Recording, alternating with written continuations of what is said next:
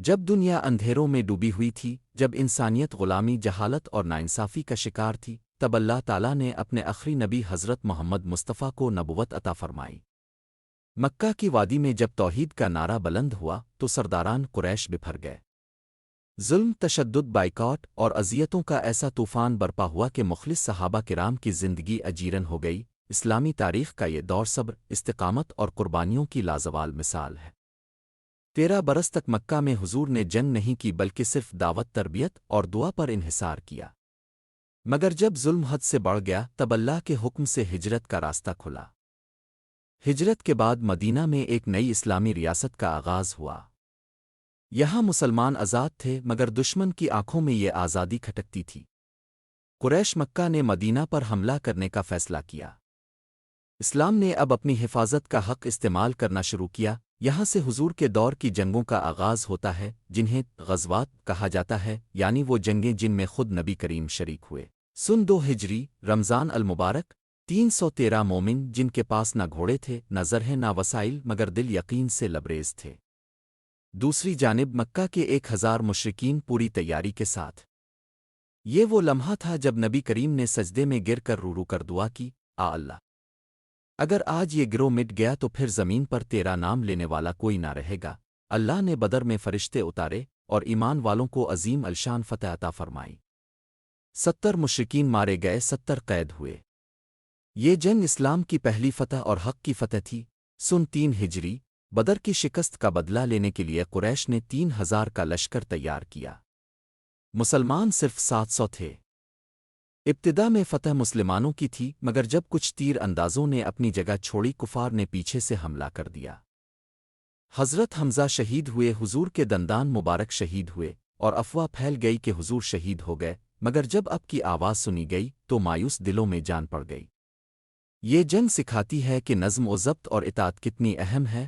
سن 5 ہجری، 10,000 کفار و مشرکین نے مدینہ کا محاصرہ کر لیا۔ مشورے سے حضرت سلمان فارس کی تجویز پر خندق کھودی گئی۔ دشمن حیران رہ گیا کیونکہ عرب میں خندق کی کوئی مثال نہ تھی۔ 1 مہینے تک شدید سردی اور بھوک کے باوجود مسلمانوں نے ہمت نہ ہاری۔ اللہ نے آندھی، طوفان اور خوف کے ذریعے دشمن کے دلوں میں روب ڈال دیا اور بغیر لڑائی کے دشمن پسپا ہو گیا۔ سن 6 ہجری، نبی عمرہ کے لیے مکہ کی طرف روانہ ہوئے۔ کفار نے راستہ روکا۔ سخت شرائط کے ساتھ صلح ہوئی جسے صحابہ نے ناپسند کیا، مگر حضور نے فرمایا یہ فتح ہے۔ واقعی 1 سال کے اندر ہی وہی کفار اس صلح کو توڑ کر خود شکست خوردہ ہوئے اور اسلام کو زبردست کامیابی حاصل ہوئی۔ سن 8 ہجری، کفار مکہ نے صلح حدیبیہ توڑ دی اور اب اللہ کا وعدہ پورا ہونے والا تھا۔ 10,000 کا لشکر خاموشی سے مکہ میں داخل ہوا، کعبہ بتوں سے پاک ہوا اور حضور نے فرمایا آج تم سب آزاد ہو، کوئی انتقام نہیں، صرف معافی۔ یہ وہ دن تھا جب دشمن بھی اشک بہا کر ایمان لے آئے۔ ایک غزوہ خیبر، 7 ہجری، یہودی قبائل کے فتنہ انگیز رویے کے بعد خیبر پر چڑھائی کی گئی۔ حضرت علی نے مرحب جیسے بہادر کو شکست دی۔ فتح خیبر اسلام کی عظیم کامیابی تھی۔ 2 غزوہ موتہ، 8 ہجری، رومی سلطنت کے خلاف پہلا مرکہ۔ حضرت جعفر اور عبداللہ بن رواحہ شہید ہوئے۔ حضرت خالد نے لشکر سنبھالا اور کامیابی سے واپسی کی۔ 3 غزوہ حنین، 8 ہجری، مکہ کی فتح کے بعد حوازن اور ثقیف قبائل نے مسلمانوں پر حملہ کیا۔ مسلمان ابتدا میں پھیل گئے مگر حضور کی للکار سے پھر سے جمع ہو کر فتح حاصل کی۔ 4 غزوہ تبوک، 9 ہجری، رومیوں کے خلاف بغیر لڑے فتح۔ اس میں نفاق، صدق اور قربانیوں کی خوب آزمائش ہوئی۔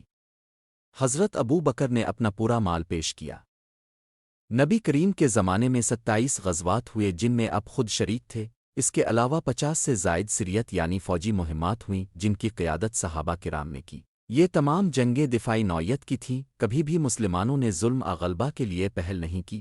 جنگوں سے حاصل ہونے والے اسباق: 1 ایمان و یقین کی قوت، 2 حکمت، تدبیر اور مشورہ کی اہمیت، 3 صبر اور قربانی کا جذبہ، 4 رحم و معافی کا اعلیٰ مقام، 5 اللہ پر کامل بھروسہ، 6 کسی بھی فتح کا دار و مدار اسباب پر نہیں بلکہ اللہ کی مدد پر ہے۔ حضور کی ساری جنگوں کا خلاصہ یہ تھا کہ اسلام کا مقصد صرف دفاع اور امن کا قیام تھا۔